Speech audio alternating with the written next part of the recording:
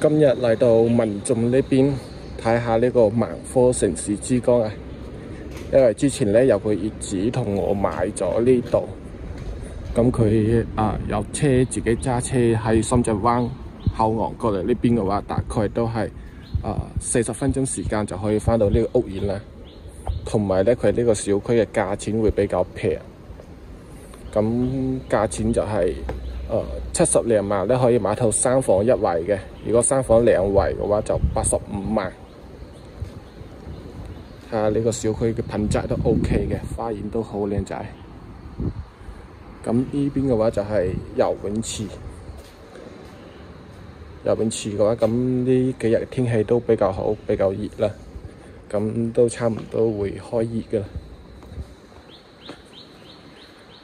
咁佢呢邊就冇嗰個直通巴士返香港嘅，不過咧就有嗰個深中巴士。咁嗰個車站咧就係離呢個屋苑大概係5分鐘時間嘅啫。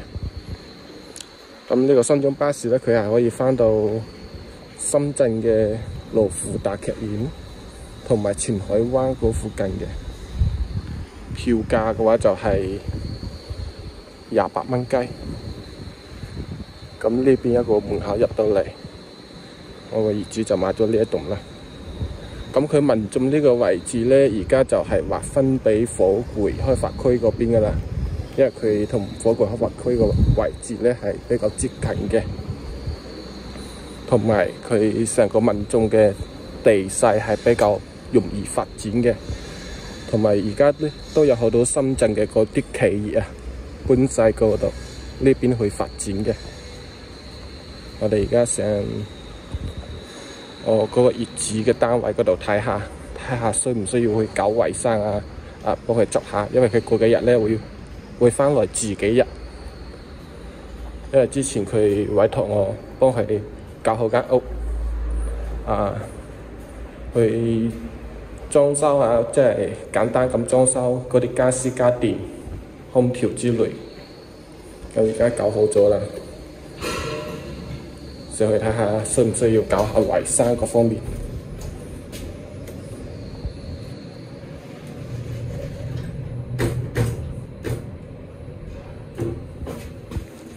咁佢呢邊嘅話就係細面積嘅，2梯6房，因為佢樓層唔係好高，最高嘅話就係22層。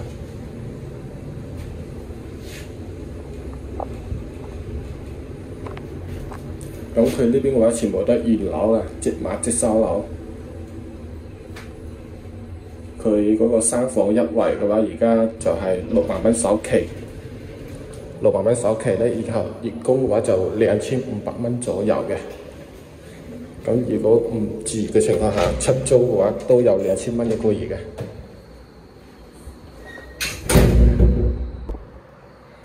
OK。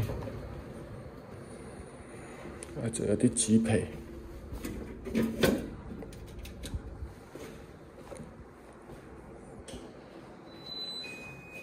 咁呢個咧就係3房2衛嘅87平方啫，所以講佢呢邊嘅實用面積都 OK 嘅。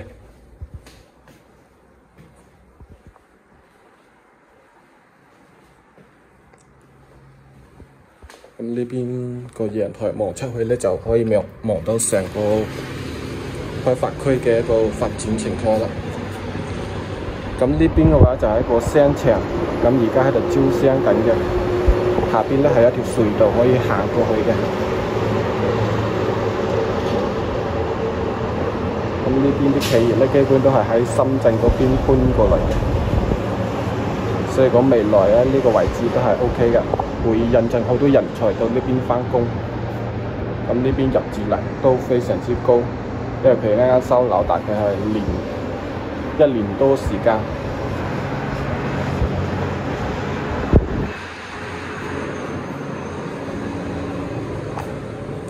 咁呢啲梳化啊、茶几啊、電視機啊，咁都係我一個人幫業主搞掂嘅。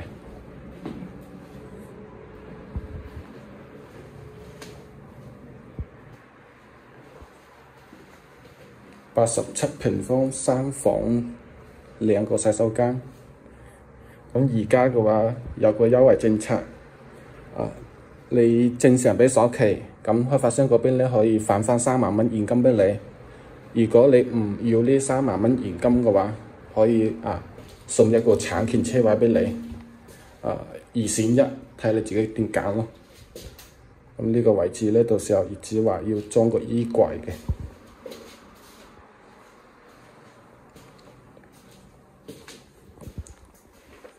大家覺得呢個單位 O 唔 OK 啊？其實佢呢個位置咧，離市區都比較近嘅。咁正前方嗰度咧就係中山嘅東區啦。旗江新城地鐵站嗰度，嗰兩棟最高嘅咧就係108天聯。如果有興趣嘅話，亦都可以喺後台私信我，或者評論區問我攞詳細資料。